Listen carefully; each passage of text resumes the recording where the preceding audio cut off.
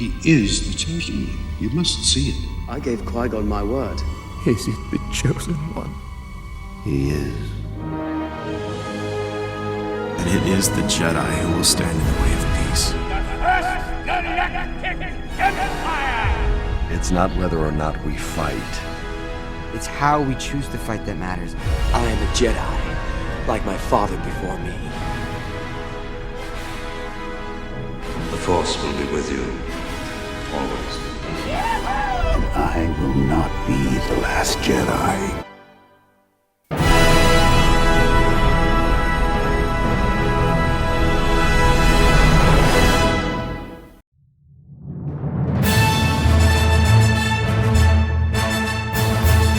You're listening to The World Between Worlds, a Star Wars podcast where we're marathoning all of Star Wars in lead up to The Rise of Skywalker. We're talking about In the Name of the Rebellion, Part 1 and 2. Saw Gerrera is back, intrigue over this new weapon that the Empire is building, and Sabine, Ezra, and Chopper go along to see if they can do anything that can help, and anything that they think can maybe just actually matter. My name is Yates. My name is Keats.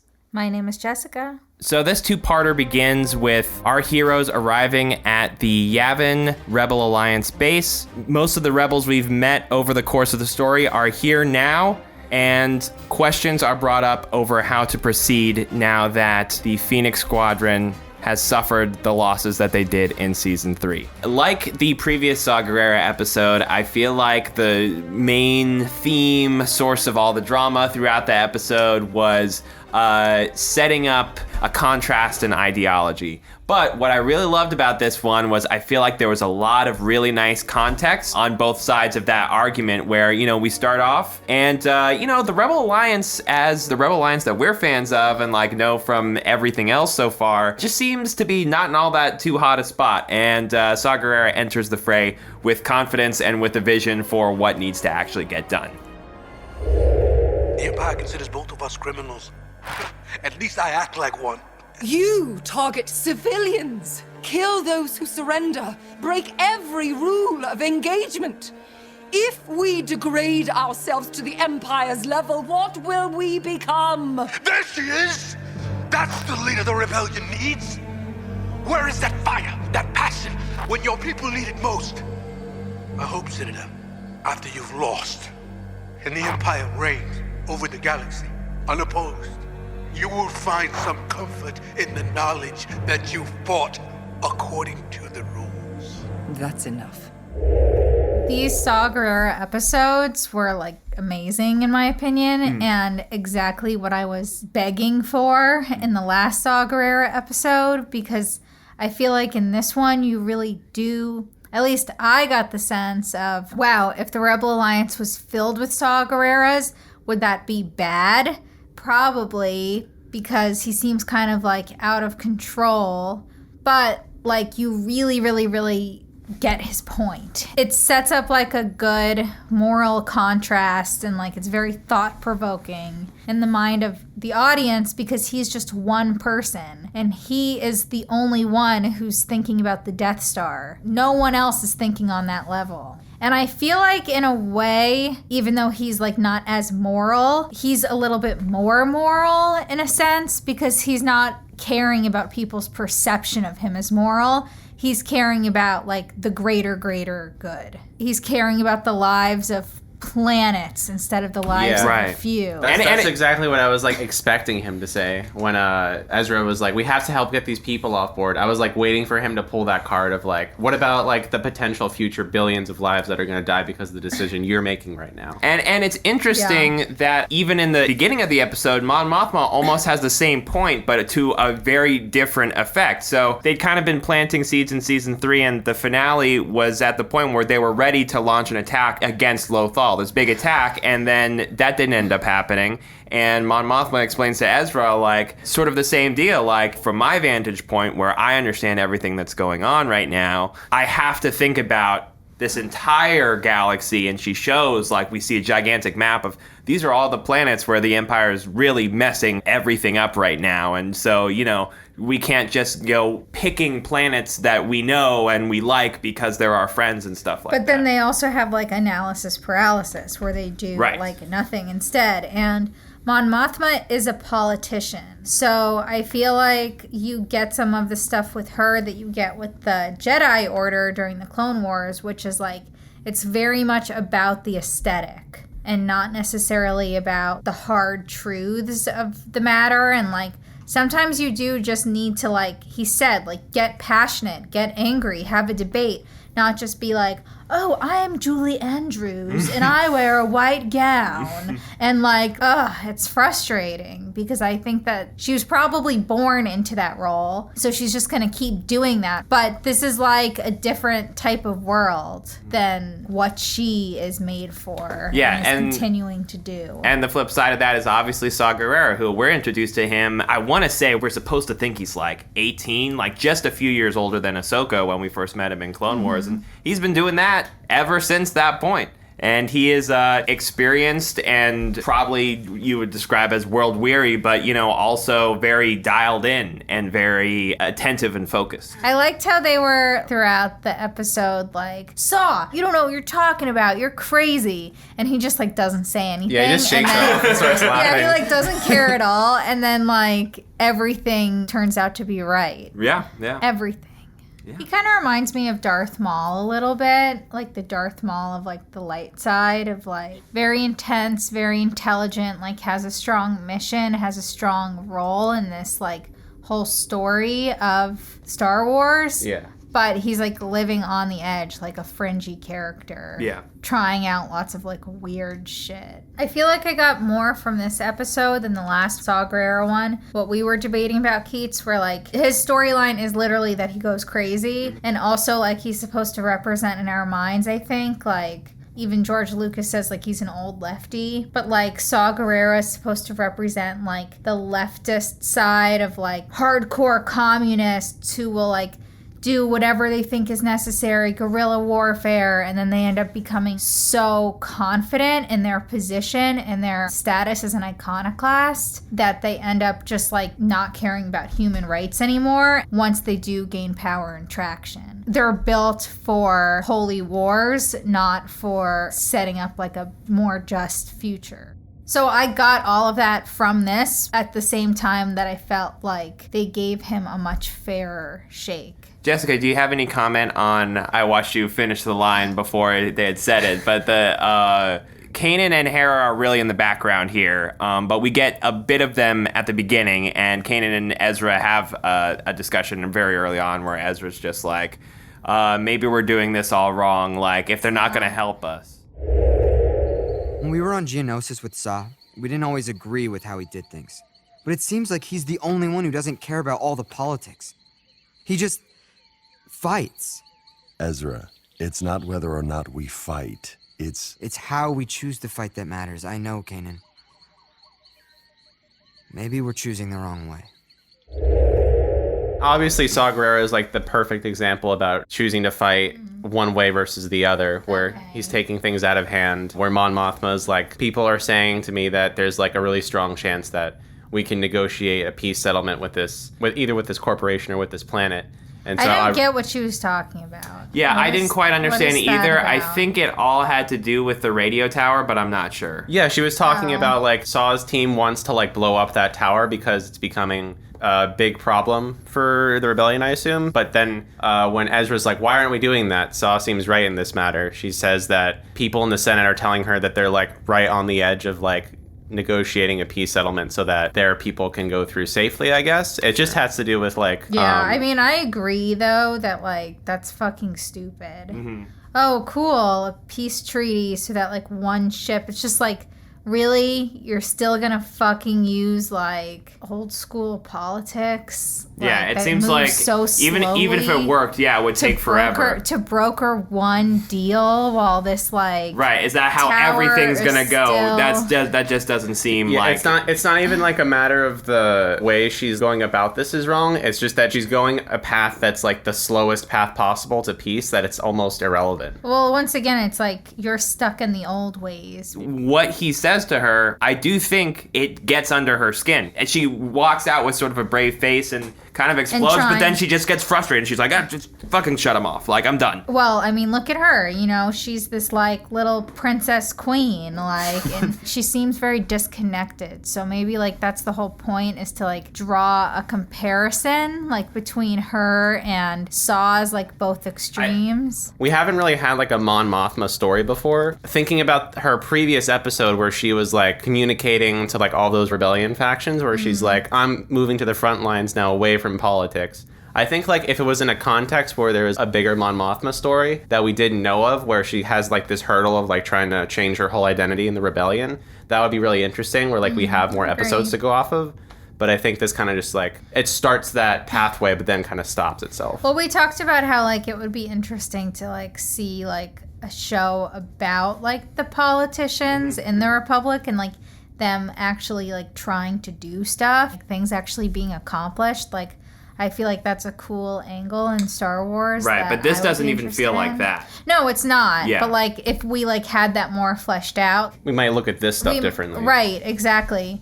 Like, they keep going back to this line, like, Yoda line, whatever, of, like, we have to, like, fight in the right way.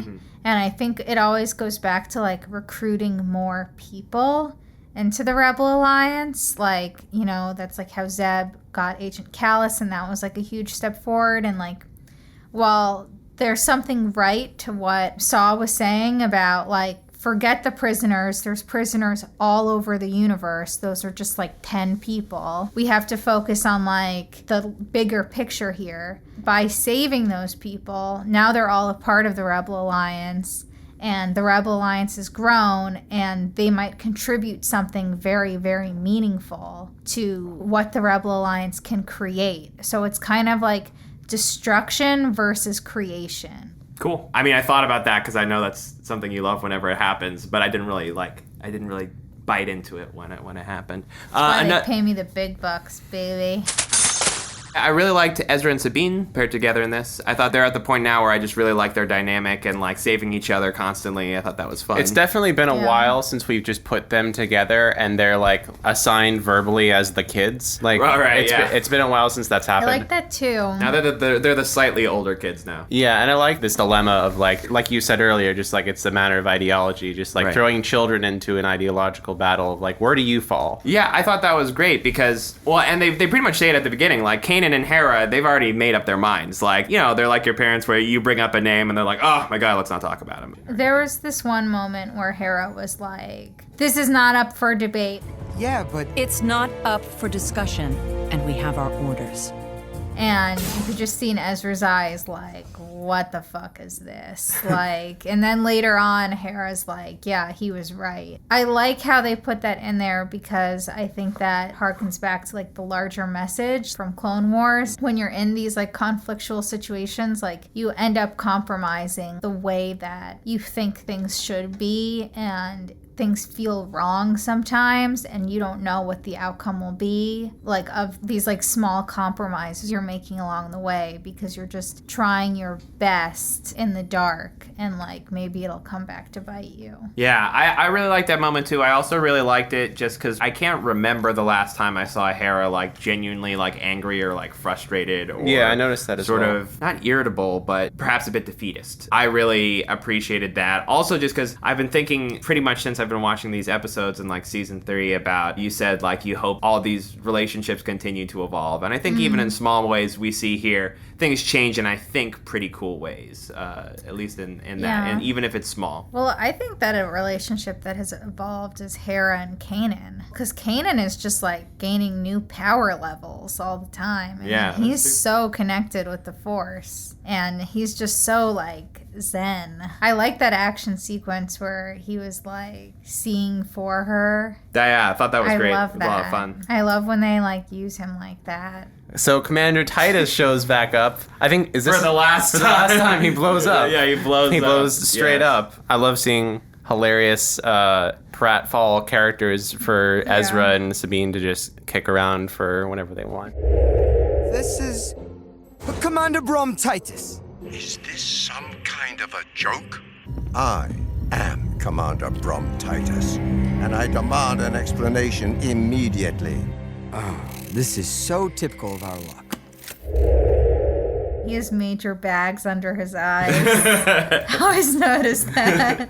He's just so exhausted of his whole of his own life. I feel like bad for him whenever I see him. Thankfully, he's dead.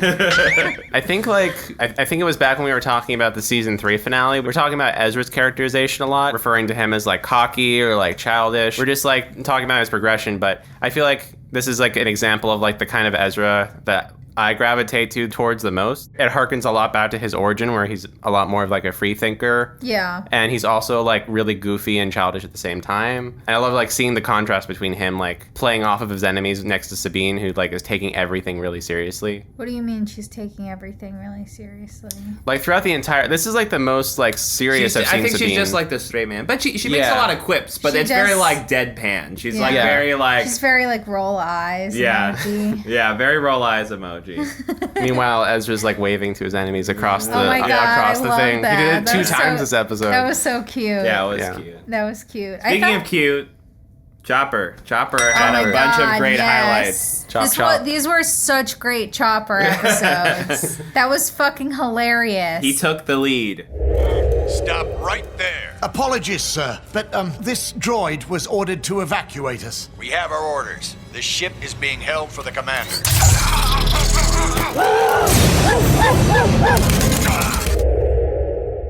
Yeah, that was great with him with the prisoners. Yeah, and he got a little pat on the head from the prisoners, like, "Hey, you're a really brave boy." What's his face's new look? Callus. Yeah. What was that? LL Bean.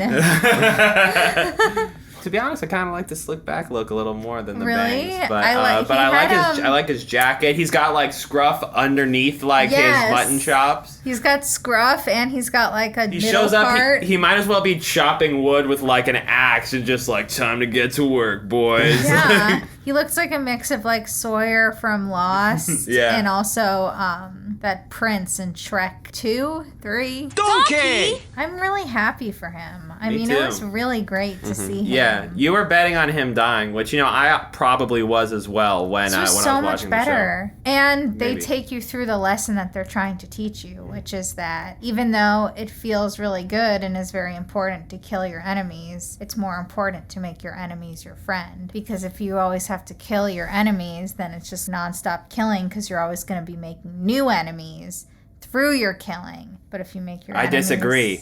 You're my enemy! She's dead! Are you my friend, Keats? We're brothers, aren't we?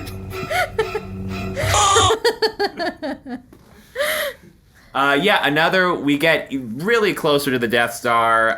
Saw Gerrera calls it a super weapon. They name drop Krennic from Rogue One. They're really pushing us closer and closer there. Maybe just one small detail is I did read the Rogue One prequel book. It's one of the few books I've read, but that sort of like is about the politicking, and the story focuses on Mads Mikkelsen's character, Galen Erso. He's part of this big scientific community on Coruscant that are loving the Empire because they want them to make a ton of shit. They're getting all this money for all these projects and developing all this stuff. And one devilishly smart thing that the Empire does is they sort of really play off of the egos of the scientists, and it sounds like these scientists are very similar that we meet in here, where some of the scientists are like, "Hey, do you want to work on this secret project? I can't tell you what it is. I can't tell you how long you'll be there." They're calling it the DS.